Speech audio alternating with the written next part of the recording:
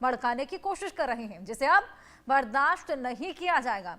सरकार और सेना के इस कदम के बाद से देश की राजनीति में नया भूचाल आ गया है। इस बीच पाकिस्तान से बड़ी खबर यह है कि इमरान खान पर देशद्रोह का केस अब चल सकता है। वहीं सेना और सरकार अब इमरान से जुड़े संगठनों पर पूर्ण प्रतिबंध लगाने की भी तैयारी कर रही है। हालांकि इमरान समर्थकों ने मुनीर पर इमरान खान को परेशान करने का आरोप लगाया है। इमरान समर्थकों ने साफ साफ कह दिया कि पाकिस्तान में अब संविधान खत्म हो चुका है। वैसे पाकिस्तान में सीडीएफ बनने के बाद मुनीर भारत को भी गीदड़ भभकी देने से बाज नहीं आ रहे हैं।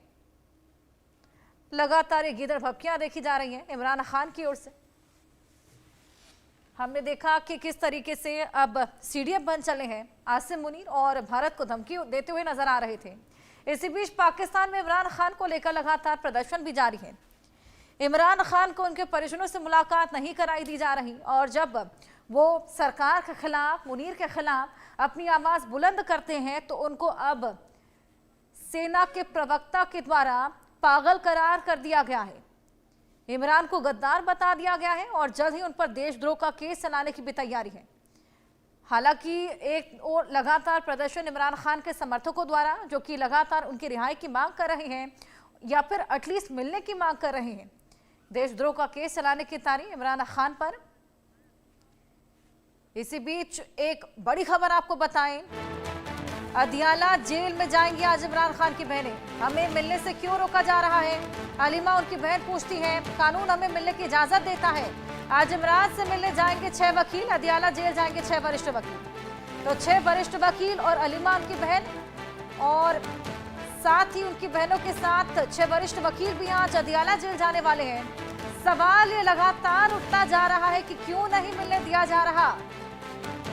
कानून हमें मिलने की इजाजत देता है तो हमें इमरान खान से मिलने क्यों नहीं दिया जा रहा, ये उनकी बहनें लगातार सवाल कर रही हैं। आज इसी को लेकर अदियाला जेल जाने वाली है। 6 वरिष्ठ वकील भी उनके साथ में जाएंगे। अब देखना होगा कि क्या ये मुलाकात हो पाती है, क्योंकि इससे पहले भी बेहद लंबा संघर्ष इनकी बहनों को करना पड़ा था इस मुलाकात के लिए। चंद मिनटों की वो मुलाकात थी जिसके लिए बेहद लंबा संघर्ष, बेहद बड़ा प्रदर्शन देखने को मिला, जिसके बाद वो मुलाकात हो पाई। और वहां पर भी लगातार आसिम मुनीर पर सवाल खड़े किए थे इमरान खान ने। उन्होंने कहा था कि मुझे यातनाएं दी जा रही हैं, मुझे मारने की कोशिश की जा रही है, मुझे परेशान किया जा रहा है। अब आज 6 वकील, 6 वरिष्ठ वकील और उनकी दोनों बहनें अदियाला जेल जाएंगी। लगातार वो ये सवाल कर रही है कि कानून जब हमें इजाजत देता है मुलाकात करने की, एक आम कैदी के पास भी ये हक होता है कि वो अपने परिजनों से मुलाकात कर सके, तो वो तो वैसे भी वहां के पूर्व प्रधानमंत्री हैं। पहले तो उनको जेल में बंद किया गया, फिर उनके परिजनों से उनकी मुलाकात नहीं करने दी जा रही। इमरान को जेल में कत्ल करने का एक प्लान यहाँ पर साफ नजर आ रहा है, साजिश साफ नजर आ रही है। जिस तरीके से उनकी बेसिक व्यवस्थाओं को भी छीन लिया गया है, यहाँ तक कि उनकी तबीयत बिगड़ने पर डॉक्टर्स की जो टीम उनके पास लगातार जाती थी, वो टीम भी अब जाना बंद कर चुकी है। ये तमाम चीजें साफ बताती हैं कि उनके कत्ल की पूरी तैयारी यहाँ पर सीडीएफ मुनीर ने कर ली है। क्योंकि देखिए, पहले तो फील्ड मार्शल थे, अब बेतहाशा ताकतें उनके पास बढ़ चली हैं। अब उनकी ताकतें शहबाज शरीफ से भी कहीं ज्यादा हो चली हैं और अब लोकतंत्र का हनन साफ दिखने लगा है, क्योंकि देशद्रोह का केस चलाने की भी तैयारी है इमरान खान पर।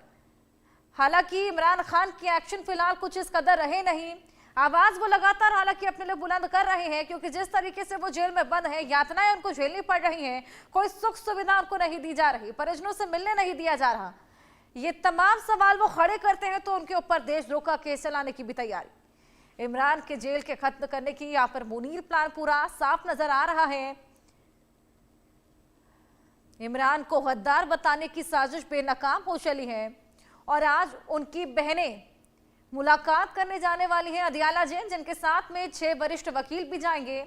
हालांकि ये देखने वाली बात होगी, क्योंकि पहले भी बेहद लंबा संघर्ष देखना पड़ा था, बेहद लंबा प्रदर्शन देखना पड़ा था। इनफैक्ट खैबर पख्तूनख्वा प्रांत के सीएम सुहेल भी हमने देखा लगातार प्रदर्शन करते हुए नजर आए थे। सुहेल अफरीदी को भी वहां से घसीट कर भगा दिया गया था। उसके बावजूद सुहेल लगातार वहां पर प्रदर्शन करते हुए नजर आ रही हैं और उसके बावजूद यहाँ पर उनकी मुलाकात नहीं हो पाई है। लेकिन आज उनकी बहनें फिर से मुलाकात करने जाएंगी। देखना होगा ये मुलाकात संभव हो पाती है नहीं। आइए इसको लेकर और बातचीत करेंगे। Colonel retired Sandeep Khatri, defence expert, हमारे साथ जुड़ गए हैं। संदीप जी, बहुत स्वागत है आपका। देखिए, इमरान खान जिन यातनाओं से जूझ रहे हैं वो तो सभी देख रहे हैं। जिस तरीके से ना डॉक्टर्स की टीम पहुंच रही है, ना परिजनों को मिलने दिया जा रहा है, लोकतंत्र का खनन हो रहा है, ये साफ है। आज उनकी बहनें जाएंगी उनसे मुलाकात करने के लिए। क्या लगता है, जिस तरीके के सर्कमस्टांसेस नजर आ रहे हैं, क्या मुलाकात हो पाएगी? अगर मैं इस कहानी को थोड़ा सा पीछे लेके चलूं, मुलाकात तो एक ट्रिगर पॉइंट है अभी। ये कहानी है दो ताकतों के बीच में पावर बैलेंस की, इमरान खान एंड शहबाज शरीफ।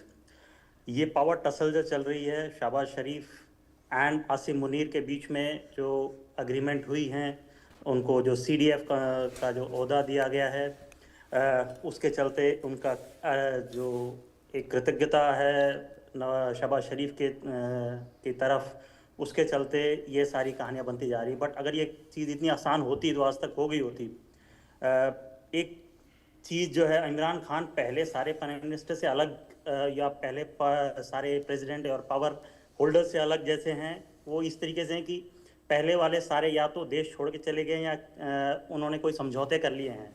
अब पाकिस्तान की जो जनता है, आवाम है, वो उन्हें एक तरह से अपना लीडर इसलिए मानती हैं कि despite all the torture, despite all the atrocities being committed on him, he is still holding his ground, he is not giving up, he is not leaving his folks and running out of the country.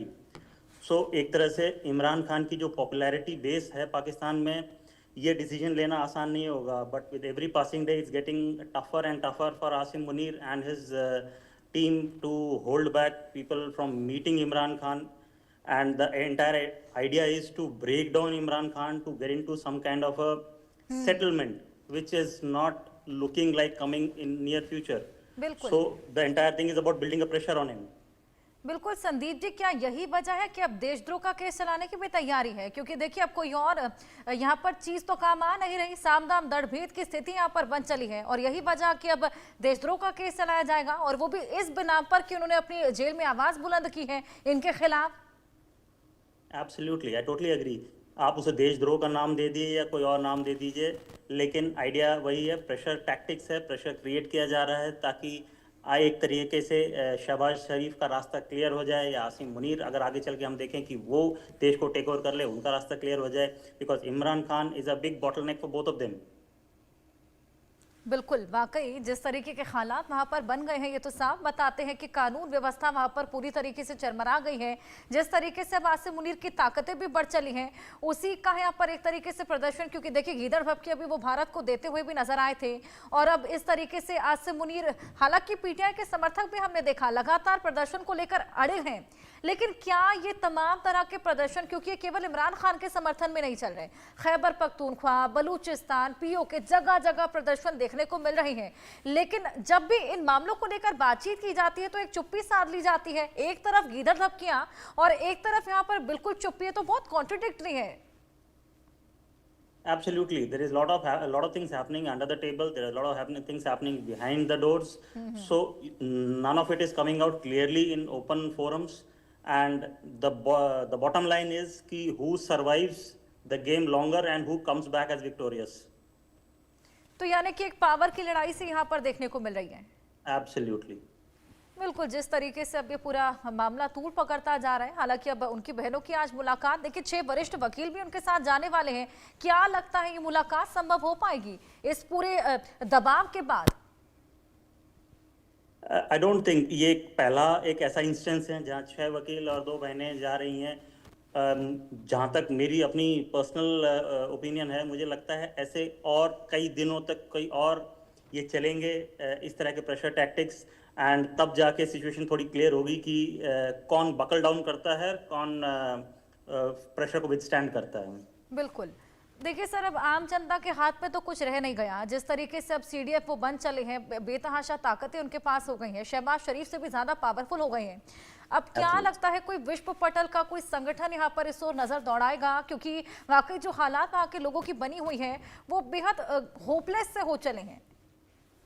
Yes, you are right. It is the need of the hour. We need probably an outsider to step in and fix things. Who could that be is a guess as good as yours is as good as mine.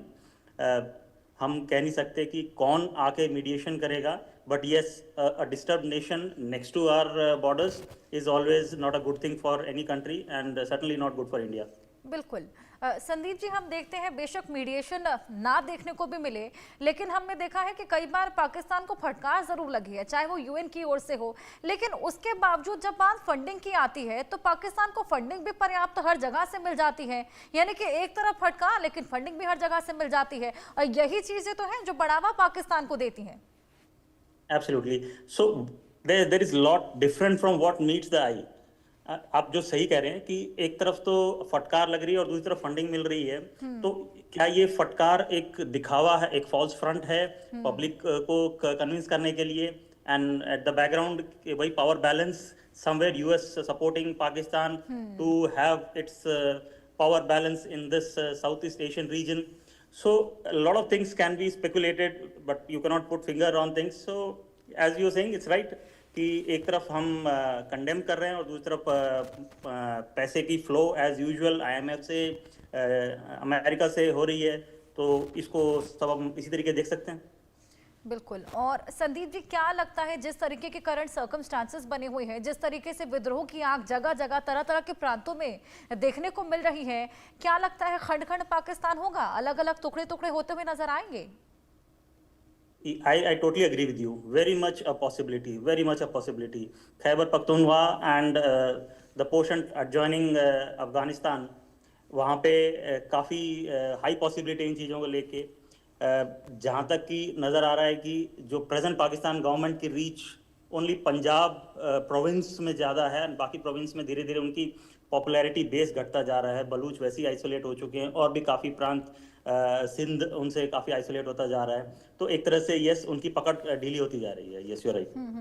लेकिन वाकई कितनी हैरानी की बात है कि खैबर पख्तूनख्वा के CM Suhail Afridi, जो कि वहां पर प्रदर्शन करने के लिए गए थे, इमरान खान से मिलने के लिए गए थे, उन तक को खदेड़ दिया जाता है। यानी कि कितना पावरलेस वहां का सीएम है।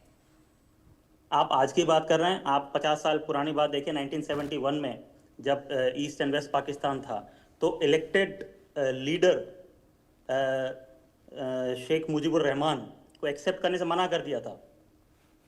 That is after a free and fair election. So the history of the country is कि might is right, कि भाई अगर मैं नहीं मानना चाहता तो नहीं मानूंगा, चाहे इलेक्शन का वर्डिक्ट कुछ भी आए, चाहे मैं उसको रिग्ड बोल दूं, चाहे कुछ भी बोल दूं, पर नहीं मानना तो नहीं मानना. And that has been the history of the nation, and which is very concerning. बिल्कुल। अगर बात करें इमरान खान की, तो अभी तक कोई वाजिब रीज़न भी नहीं दिया गया कि उनको जेल में क्यों डाला गया था। इनफैक्ट अभी जब उनको देशद्रोह करार करने की तैयारी भी है, तो पहले तो उनको पागल घोषित कर दिया गया, उसके बाद उनको देशद्रोह बता दिया जाएगा। लेकिन किस बिना पे, रीज़न क्या है? रीज़न उसको देना पड़ता है जिसके प्रति आपकी अकाउंटेबिलिटी हो.